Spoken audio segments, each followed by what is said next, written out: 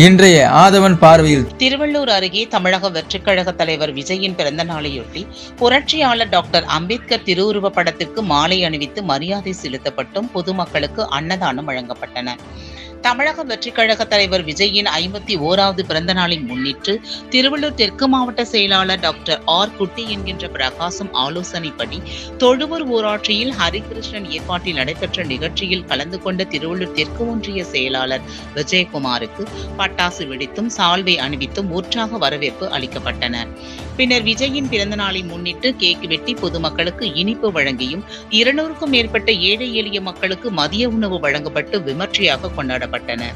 இந்நிகழ்ச்சியில் சிறப்பு அழைப்பாளராக மாவட்ட மாணவரணி தலைமை திருப்பாச்சூர் விஜய் பிரபு, ஒன்றிய துணை செயலாளர் சசிதரன் மற்றும் தொழுவூர் நிர்வாகிகள் வழக்கறிஞர் லெனின், அகிலன், வேப்பம்பட்டு சரவணன், தொட்டிக்கலை வேலு உட்பட பலர் கலந்து கொண்டனர்.